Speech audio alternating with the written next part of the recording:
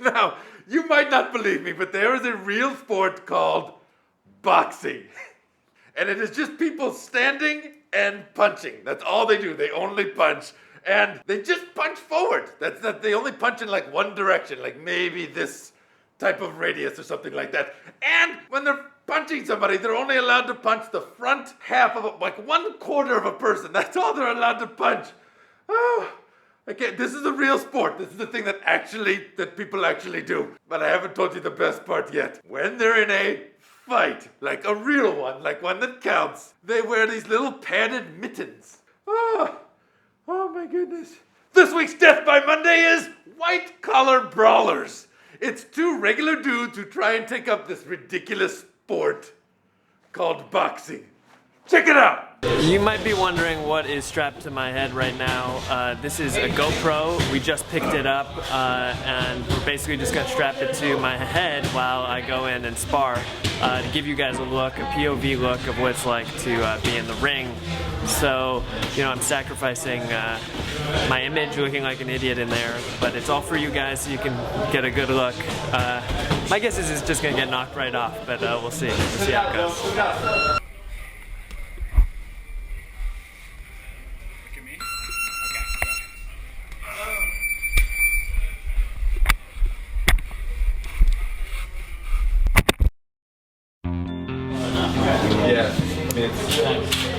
And it broke. Yeah.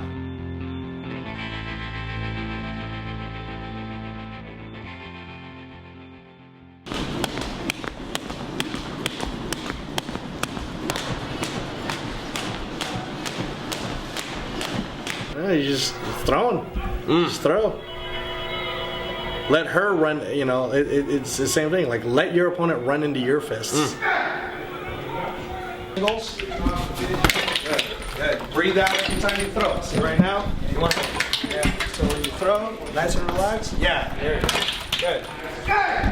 You know, I think it's important for Nate to really just understand that even though he's been used to Kai being his friend up to this point, okay, this is a real competition. This isn't where we want Nate to, oh, hey, I'm just gonna play around. They're not gonna be, you know, you're not gonna have your fans or people watching you box and they want to see you play around. With Anna, she doesn't want to commit to him yet because she wants to make sure that he really has that hunger, really has that passion to want to win, because she's got about 4 different events that she's being pulled from on that day. But basically what Anna's saying is if Nate can prove that over the next 2 weeks he gets really good and strong, then she'll be there on his corner. But if she feels like he's slacking off, or if she feels like he's not really going out there to try to win and he's just going to be kind of relaxed and not really getting into it, then she wouldn't ever want to tack her name to somebody who's going to lose, because, you know, she doesn't want to tack her name onto someone that's going to lose. So that's what I'm doing. Jab, under. Yeah, good, nice. Feel it? Yeah. He's slipping, he's weaving, he's moving, he's firing that jab fast now. So if he can keep that up and if he can keep relaxed, then should be a good night for him on the 17th. 1-2, fast. 1-2. 1-2 under. Good. Beautiful. Good job. Good. Good.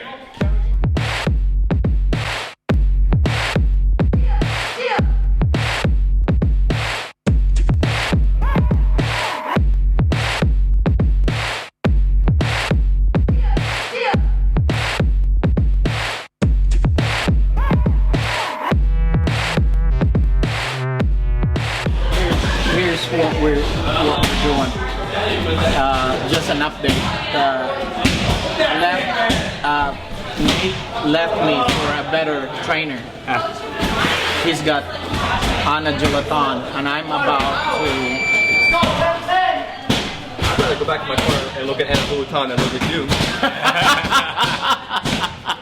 My main goal is to help Kai.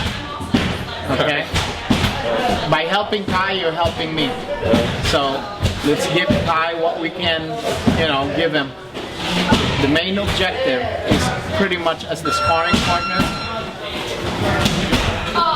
emulate how Nate moves. I mean, how awkward, slow, weak Nate is. That's what we're gonna do. I told the guys to emulate how Kai moves so that you have a better perspective. And I told them the same way when they're sparring with you. How it's up to you guys to apply it during the fight. Yeah. But how you would move when they're sparring with Kai. So it's vice versa. Okay. It's hard to say without doing the full evaluation. In some ways, it does sound like a concussion. Certainly, a concussion will give you headaches. It'll give you difficulty with your memory, difficulty with concentration.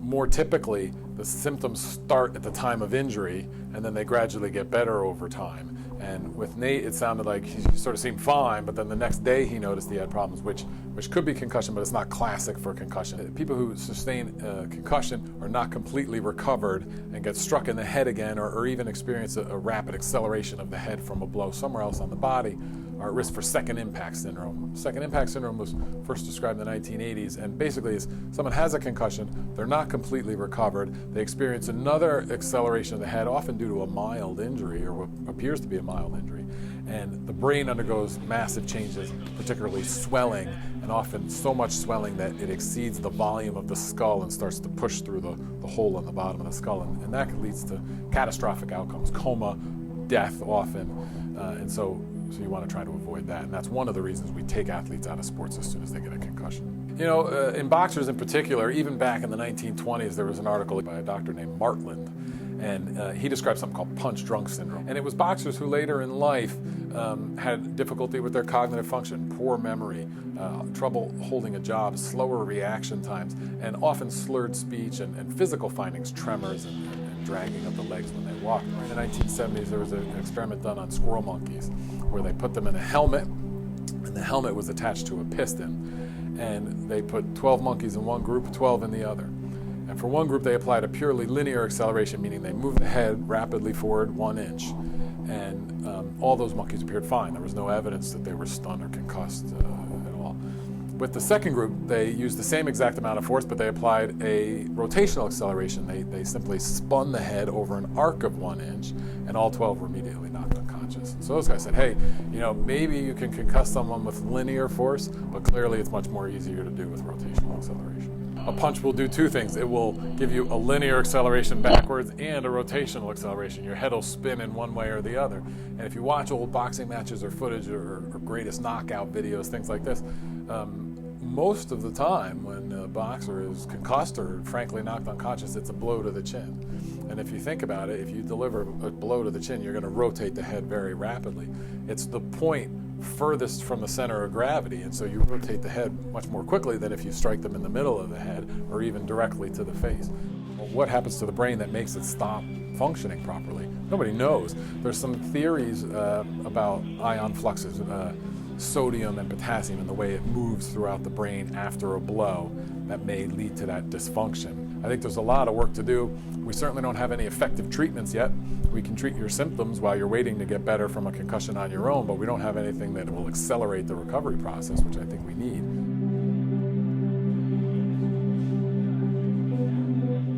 It is a little controversial, especially in the medical communities. Should we allow boxing at all? Should we have it or not have it? And I really don't want to weigh into the controversy, but I would point out something that I think people will be surprised at. The risk of dying in a given sport, catastrophic brain injury of a given sport per 100,000 participants, is lower in boxing than it is in college football, than it is in horseback riding or deep sea diving or skydiving. You know, there's a lot of sports that nobody ever talks about. We should ban this sport, where the risk of dying from a catastrophic brain injury is higher than it is in boxing. And I think we all ought to keep that in mind. Catastrophic injury in sports, fortunately, is relatively rare.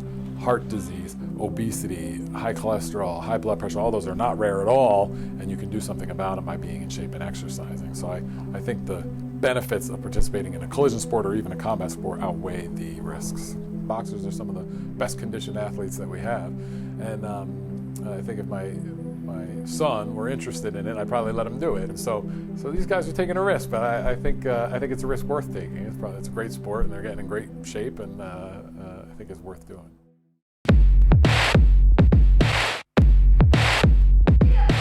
You know, it's fascinating. I can't wait to see. I think you have to give Nate the advantage. Certainly, he seems stronger. He seems more natural of a fighter. He seems to be better conditioned than Kai does.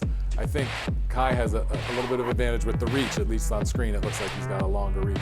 And I would say Kai seems to follow directions better. He seems to respond to training better than Nate does. So I think the key will be this. I think you got to pick Nate as the most likely win. I do think if he gets all excited and emotional and forgets his training, Kai will have an opportunity to simply stick to what he's been taught and really win the bout. So I think if Nate's able to stick to his training, listen to his corner, and do what they're telling him, he's clearly got the advantage. I think if he gets all emotional, starts hyperventilating and stuff, Kai can stick to his what he's learning in training and pull it off. But if I was a betting man, I'd go with Nate. There's only one word for that. Adorable. For more episodes of WCB, check out whitecollarbrawlers.com. And we'll see you next week on Death by Monday. Yeah.